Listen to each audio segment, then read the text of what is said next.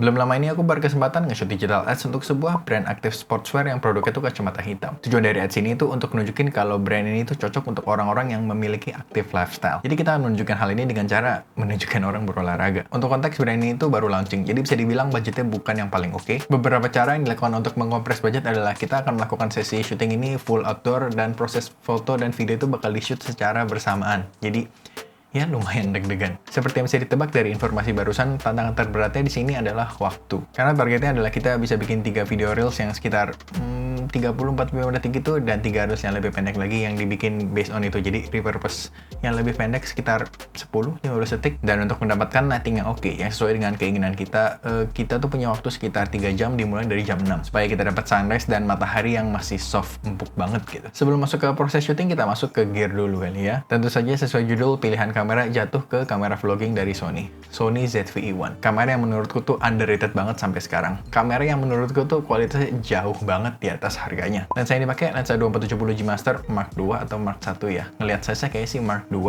Lalu di atasnya tuh ada monitor Atomo Shinobi. Di depan lensa ada 2 filter, ada filter black satin dan variable ND. Di bagian kanan kamera juga dikasih side handle supaya megang kameranya lebih enak. Karena kalau vertikal, kalau nggak kita megang kameranya begini terus ya sepanjang ini, dan ini nggak enak banget. Sebelah kiri kameranya itu juga pengen dikasih side handle sebentar aja, ini megangnya bisa enak banget begini. Tapi karena ada satu video yang perlu horizontal, akhirnya sebelah kiri ini dikasih base plate gitu. Jadi nanti kalau perlu ditaruh di tripod, tinggal ditaruh aja nyamping begini. Kurang lebih itu aja kira. Sekarang kita masuk ke proses video pre-production. Di sini tuh nggak dibikin terlalu detail karena beberapa hal yang tadi kita bahas, keterbatasan waktu, dan ini di take berbarengan sama foto. Jadi yang di share itu ada mood board untuk referensi secara overall, lalu ada board untuk guideline konsep setiap video, dan referensi grading yang diinginkan tuh gimana. Dan foto jelas ada mood boardnya sendiri, makanya ini diatur agak general aja, jadi nyesuaiin sama keduanya. Bisa dibilang jadi ini video yang hasil akhirnya itu cukup mengandalkan atau cukup bergantung dengan editingnya itu gimana. Bukan jenis video favoritku, tapi oke lah. Mulai produksi, setelah kita ngumpul jam 6 kurang, kita ngecek ini itu siap-siap sedikit, dan kita mulailah proses syuting. Planku untuk video adalah kita nge-shoot satu video di lokasi pertama, dan nge-shoot satu video lagi di lokasi kedua, dan nyelipin video ketiga di antara proses syuting kedua video tersebut. Jadi kita nge-shoot aja tuh berdasarkan referensi, cari-cari angle yang bagus. Ada sesi yang para model ini nge-post bersama produknya, ada sesi mereka berolahraga. Intinya untuk menunjukkan aktif lifestyle ini selalu ada movement di frame,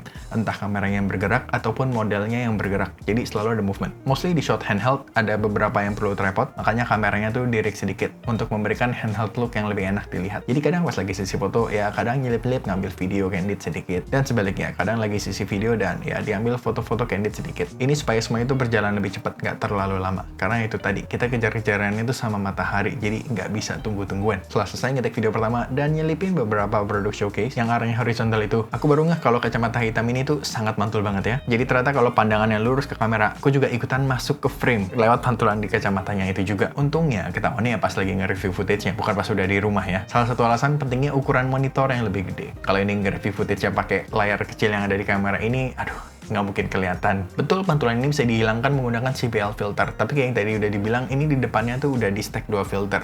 Jadi kayak kalau ditambahin CPL lagi terlalu gimana gitu ya. Yang lebih pas tuh sebenarnya variable ini, aku pakai variable ini yang udah 2-in-1 sama CPL. Jadi ya anggap aja pelajaran lah ya. Selesai kita pindah ke lokasi kedua. Sejauh ini Sony ZV-1 ini nggak menunjukkan tanda-tanda overheat sama sekali. Jadi semuanya aman. Sampai ke lokasi kedua, kita mengulang proses yang sama. Nge-shoot berdasarkan referensi dan mood board yang sudah dibuat. Di sini kita lebih lama, karena setelah kita selesai ngambil shot-shot yang kita perluin, kita coba ambil beberapa take yang, kayaknya bagus deh kalau begini. Ini sesuatu yang aku cukup rekomen lakuin ya. Jadi kalau semua shotlistnya udah kelar, coba spare waktu untuk nge-shoot sesuatu yang ada di luar script atau shotlist. Karena kita nggak pernah tahu, kadang shot terbaik kita itu kita dapat pas syuting tambahan ini, tapi ya kadang enggak juga. Makanya pastiin dulu semua yang ada di shortlist tuh udah di take dulu. Dan kurang lebih ini salah satu hasil videonya.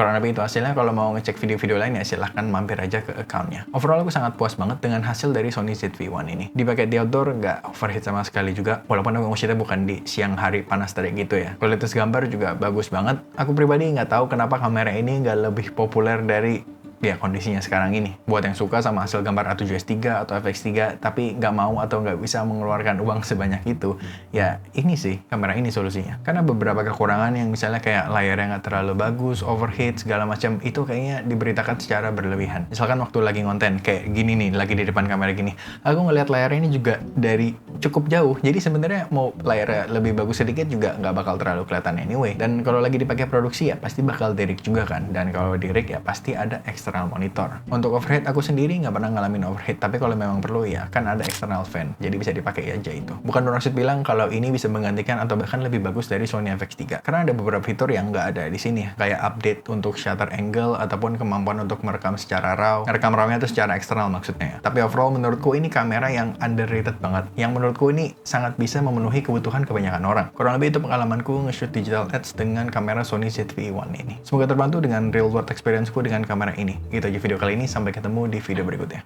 1, 2, 3, yuk. Yang kencang lagi, lebih cepat. Suruh lari.